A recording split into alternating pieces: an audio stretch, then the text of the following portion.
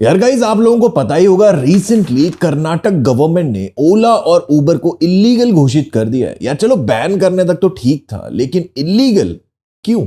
यार अगर ऐसा था तो इससे पहले इन कंपनीज पे कोई एक्शन क्यों नहीं लिया गया?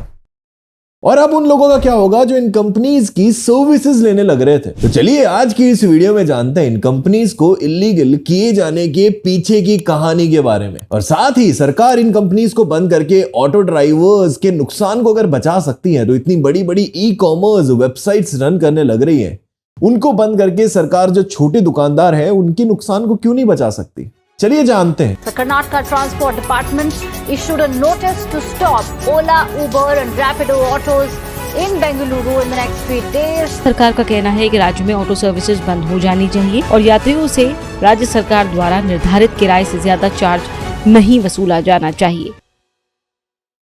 दोस्तों, साल 2014 में ओला और साल 2016 में उबर ने अपनी जो ऑटो रिक्शा की सर्विसेज है वो शुरू की थी एक ही सिटी से, बेंगलोर। अपनी सर्विसेज शुरू करने के महज कुछ ही साल बाद ओला और उबर के जो ऑटो रिक्शा ड्राइवर्स हैं उनके अगेंस्ट कंप्लेन मिलती है अथॉरिटीज को, जहां पर कहीं ओला और उबर के जो ड्राइवर्स हैं वो स्टूडेंट्स के साथ मिसबिहेव करते दिखाई दिए और कहीं तो वो अपनी कंपनी के खिलाफ प्रदर्शन करते हुए भी दिखाई दिए। और यार हद तो तब हो गई जब सिर्फ 2 किलोमीटर जाने के लिए ये कंपनी 100 रुपए चार्ज करने लग गई, जहां पे नॉर्मल जो रिक्शा ड्राइवर्स हैं उनकी माने तो 30 रुपए में काम चल जाएगा भैया। 30 रुपए इनफ है 2 किलोमीटर के लिए। और यार इन कंपनीज के साथ जो ऑटो रिक्शा ड्राइवर्स कनेक्ट थे ना, जुड़े हुए थे, उनका भी कुछ हाल अच्छा नहीं है।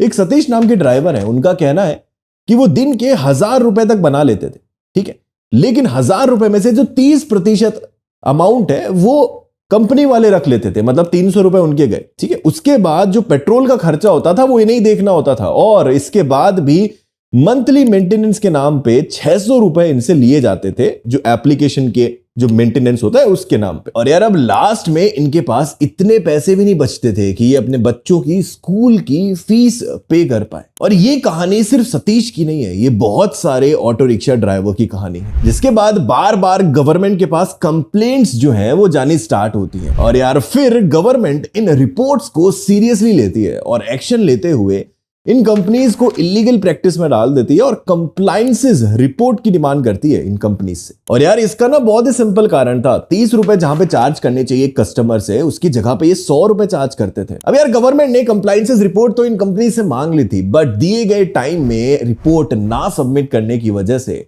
गवर्नमेंट ने इन एप्लीकेशन को बैन कर दिया और इलीगल घोषित कर दिया। अब यार यहां पे ना मेरे दिमाग में एक सवाल आता है, क्या सिर्फ प्राइजेस की बेसिस पे गवर्नमेंट इन कंपनीज को बैन कर सकती है? जिसका जवाब बेहद ही सिंपल है, नहीं। तो यार अगर स्टेट गवर्नमेंट की माने तो ओला और उबर को जो लाइसेंस दिया गया था वो Karnataka on demand transportation technology aggregators rules 2016 के तहत मिला था। और यार इस लाइसेंस के अंतर्गत ये सिर्फ कार से रिलेटेड सर्विसेज दे सकते थे, मतलब 3 व्हीलर्स के नहीं, ऑटो रिक्शा के नहीं दे सकते थे। और यार बड़ी बात ये नहीं है कि इन कंपनीज का जो हाल है ऑटो सर्विसेज में वो इतना खराब है, नहीं, ये जो सेम सिचुएशन है ये कैब सर्विसेज के साथ में भी है, जिसकी कंप्लेंट सेंट्रल गवर्नमेंट को मिलने के बाद इसी साल मई में कंपनीज को वार्निंग इशू कर दी गई इनकी अनफेयर ट्रेड प्रैक्टिस को लेकर। ये पूरा किस्सा था जिसमें पता लगता है कि ओला और उबर जैसी बड़ी कंपनीज गवर्नमेंट द्वारा किस तरीके से डाउन की गई, क्या कंप्लेंट्स थी, क्या प्रॉब्लम्स आ रही थी। लेकिन यहां पे एक सवाल उठता है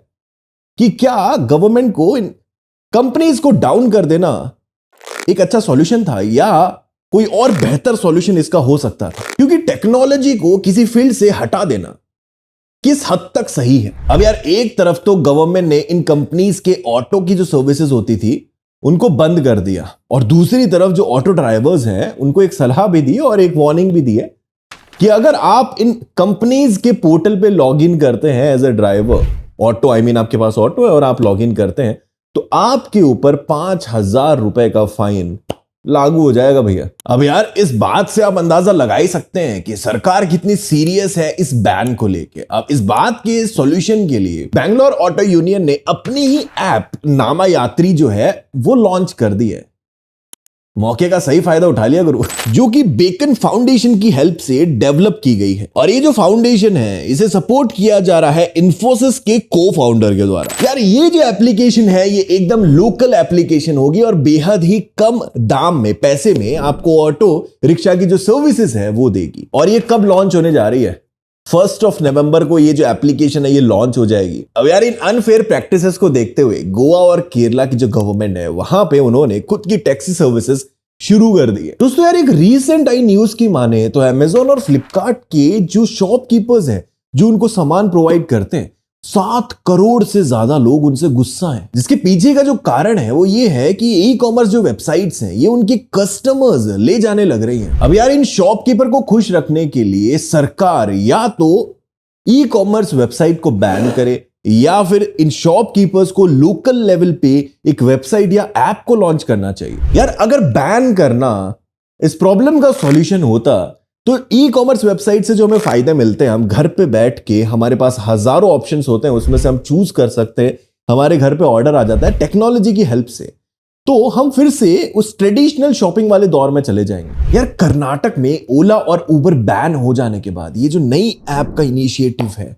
जो लोकल लेवल पे होगी, तो यार इसको अपनाया जाना काफी ज्यादा जरूरी है क्योंकि ये डिजिटलाइजेशन में एक रेवोल्यूशन ला सकता है जहां पर कस्टमर सेटिस्फेक्शन प्रायोरिटी पर होगा। दोस्तों यार आपको क्या लगता है स्टेट में ओला और उबर को जो बैन किया गया है क्या ये एक सही कदम था?